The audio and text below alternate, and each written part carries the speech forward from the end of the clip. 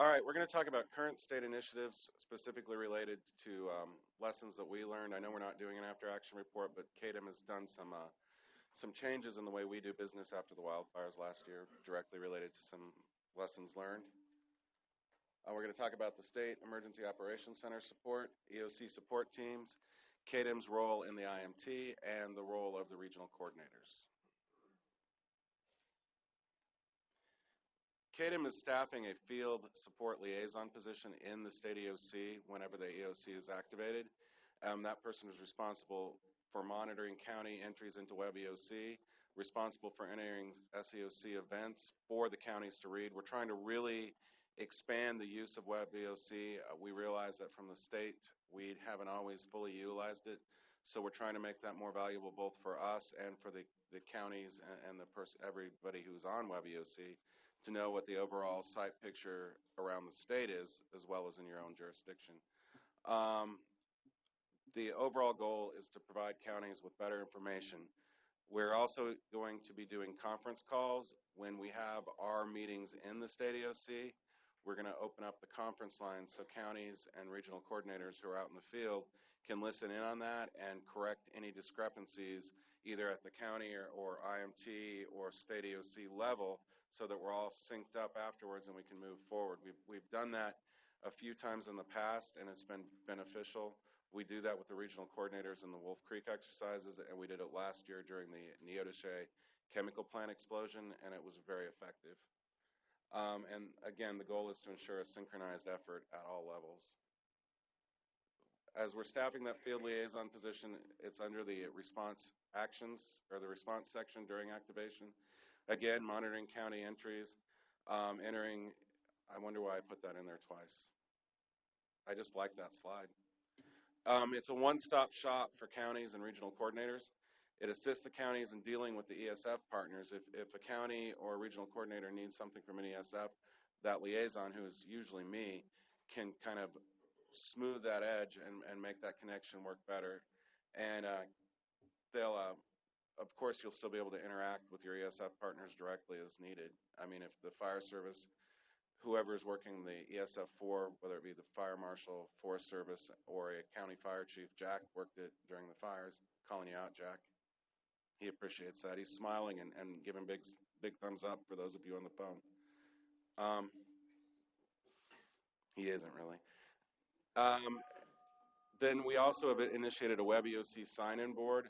Our staff in the Web EOC will sign in that sign out and that board when they come in with their position and the information to get a hold of them. And then that will enable everybody in the field to know who's working. So we had problems in past activations where something would be sent to somebody who'd been off shift. And they would go home and go to sleep, and then the information wouldn't flow until they came back 12 hours later. So we're trying to be very proactive about letting everybody out in the field know who's working the positions in the EOC at all times. Again, the Web EOC sign-in board, I said those words, but we ensure the information gets to the right person and prevents many calls to the field because information. I know how many times have we done an activation and you get a call from the county level, at the county level from the state EOC from 3 different people requesting the same information. We're really trying to line that out and make it easier for everybody so that you're not having to take time away to answer multiple calls if we can have one focal point for that information.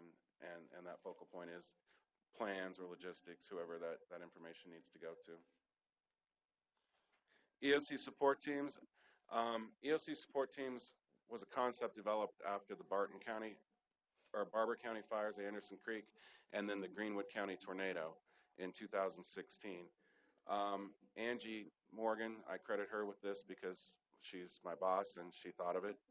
And the goal is to provide a tool chest to county emergency managers to better manage incidents at the local level. If you have an EOC, you may not have every position able to be filled because your first responders are busy responding to the fires. Your county emergency manager may be a 1, maybe 2-person deep position, and you need support in there to do plans or logistics or public information. And this supplies those pieces sort of like building blocks. You don't have to take the whole team. you just get what you need, and that's available, again, through 291-3333. Just call into the state, and we'll try to work that. It's not a replacement for the IMT. That's important to say. The IMT supports the incident commanders on scene, and the EOC support teams support the EOC working for the emergency manager or the EOC manager, depending on the organization in your county. And the EOC support teams will remain a player through the recovery process. The IMT is a incident specific. The EOC support teams are available along through that recovery process. And we use that under a different name during the Anderson Creek fire in Barber County. Chuck McGaha went out as an augmentee and did help capture costs and things after the fire. The incident management teams, in June, the CFR chair determined that the adjutant general had a statutory authority for the incident management team. KDEM is in a coordination and policy role with the IMTs. We don't own the IMT. The IMT is still a local asset, and cooperation is kind of the key as we're moving forward. We're working really closely with the IMT leadership to make that work. When the IMT is deployed to the field, they work for and support the local jurisdiction through the incident commander, or as the incident commander, depending on the way that works out. Generally, they work for a local emergency or a local incident commander, whether it be from your fire service or law enforcement, whatever the incident is. But they can also act as the incident commander if your jurisdiction so decides. But they are owned, for lack of a better word, during that deployment by your local jurisdiction. IMTs adopted the All Hazards IMT concept standards in February. KDEM committed to following those same procedures, sorry about that. Task books are required within 3 years of assignment. A task book at the AHIMT standard is required, and task books are required for an EMAC deployment out of state. The overall process for IMT members hasn't changed. The rules that we're following now were put in place by the IMT working group prior to KDEM taking over any role. The regional coordinators, there are 7 regional coordinators. I think 6 of them are in this room. Raise your hands. I think that's 6. I can't count, though. I'm a state employee. They support county programs, provide technical support through exercise planning and training.